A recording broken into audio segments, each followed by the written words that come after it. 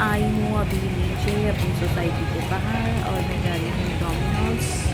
Sunday का दिन है और कुछ बनाने का मन है। मैंने सोचा कि थोड़ा सा बाहर जाया जाए क्योंकि मैं मोस्टली घर में ही रहती हूँ।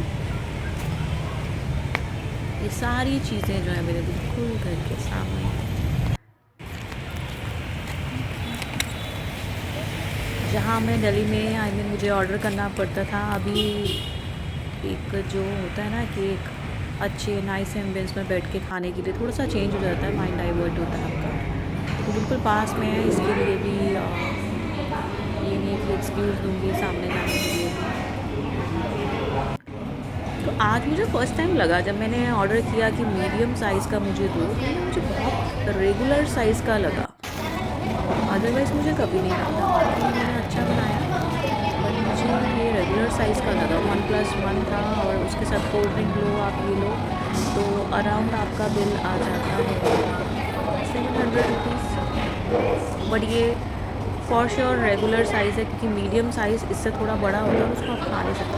तो इसमें मैंने लिए हैं 2 मीडियम पिज़्ज़ा और 1 फैंटा। जाना तो मैंने थोड़ा सा वहाँ पे खाया, उसके बाद उसको रैप करके इसको जो है मैं घर लेकर आई। और यहाँ की लाइफस्टाइल की बात करें तो फुली सेफ़ है।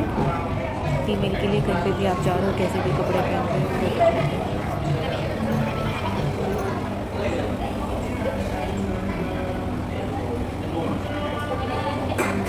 क्योंकि अब दिल्ली सेफ नहीं रहा।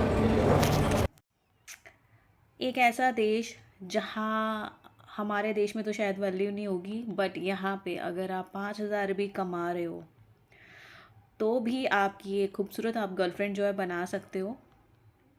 और अगर आपके पास पैसे हैं उसके ऊपर वो खर्च करने के लिए, क्योंकि मोस्टली लोग जो भी आपको बोलते हैं कि यार यहाँ पर हमें इन लड़कियों ने अप्रोच किया या इसने किया या उसने किया और कुछ फ्री है, तो लाइफ में कुछ भी फ्री नहीं है। आप कुछ भी लेने जाएंगे तो आपको पूरा कॉस्ट जो है उसका पेमेंट करना पड़ता है। तो इट डज़न मीन कि अगर आपकी 5,000 की जो है सैलरी है यहाँ पे या 10,000 की कोई सैलरी है और आप ये सोचो कि आपकी गर्लफ्रेंड गर्लफ्रेंड बनाना बहुत इजी है और हर कोई जो है फाइनेंशियली किसी के साथ रहना चाहता है, कोई किसी से प्यार नहीं करता और कोई किसी के साथ कोई और दूसरा रीज़न नहीं है कि उनको क्या फ़िज़िकल नीड है या कुछ है, नहीं, सिर्फ एक फाइनेंशियल रीज़न होता है जिसकी वजह से वो आपके साथ रहती हैं। बट वो फिर उसी लेवल की भी होती हैं जो ऐसे लोगों के साथ रहती हैं। अच्छा, दूसरी चीज़ जो है, अगर आप पाकिस्तानी हैं, बांग्लादेशी हैं, इंडियन हैं या किसी भी कंट्री से बिलोंग करते हैं और हमारी जो कंट्री है वहाँ के जो लोग हैं वो थोड़े से इन पेशेंट होते हैं और पेशेंस नहीं होते उनके अंदर। तो जब पेशेंस नहीं होते तो कई बार चीज़ें ऐसी होती हैं कि हम लाउड बोल जाते हैं या फिर हम जैसे अपने कंट्री में जैसे एक फ़ीमेल को ट्रीट करते हैं उसके तरीके से उसको एब्यूज़ करने लग जाते हैं या बदतमीज़ी करने लग जाते हैं या फिज़िकली होने के लिए आपके कोई भी रिक्वायरमेंट है उसके लिए आप उसको फ़ोर्स करते हैं, तो वो सारी चीज़ें यहाँ नहीं चलेंगी। क्योंकि अगर आपने ऐसा करने की कोशिश करी तो जितने लोग वो बुला के आपको पिटवा देगी, आप उसको उसका आइडिया भी नहीं लगा सकते। डजेंट मैटर कि वो किसी लड़के के साथ सो रही है या और फिर आपको छोड़ के वो किसी के साथ भी घूम रही है फिर रही है, अगर आपने एक भी वर्ड कहा तो आपका वो बुरा हाल हो जाएगा इस कंट्री में कि आप सोच भी नहीं सकते। और जितने भी लोग आपको बोलते हैं यहाँ पे गर्लफ्रेंड है, ये एक सेकंड में घर के बाहर खड़े होते हैं यहाँ के लोग।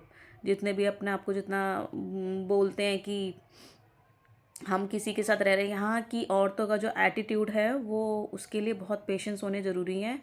क्योंकि हर छोटी छोटी चीज़ों पे इनका जो चिढ़ना होता है, इनको कंट्रोल करना होता है। कहते हैं ना कि एक, क्योंकि मैं अभी डिसेंट तरीके से बोलूँगी तो समझ में नहीं आएगा। जैसे एक कहावत है, कुत्ते की पूँछ जो है कभी टेढ़ी होती है तो वो कभी सीधी नहीं हो सकती। तो जिनकी सीधी नहीं हुई है उनकी सीधी करने के लिए वियतनामीज़ जो फीमेल है वो इनफ है उनको सीधा करने के लिए। तो जितने भी लोग आपको ये बोले कि हम इनको कंट्रोल में करते हैं या ऐसे वैसे, घर के बाहर खड़ा कर देती हैं और 10 लोगों से पिटवा देती हैं अगर आपने ज़रा सा भी इनके साथ बदतमीज़ी करी। तो इस तरीके का होता है। तो थोड़ा सा को जब आप विज़िट करते हैं या आप कभी सोचें कि हम जैसे अपनी कंट्री में अपनी फ़ीमेल को ट्रीट कर लेते हैं, लाउड बोल देते हैं या कुछ भी बोल देते हैं या काम करने के लिए कहते हैं, वो ये सब चीज़ें यहाँ ट्राई मत करना बिल्कुल भी।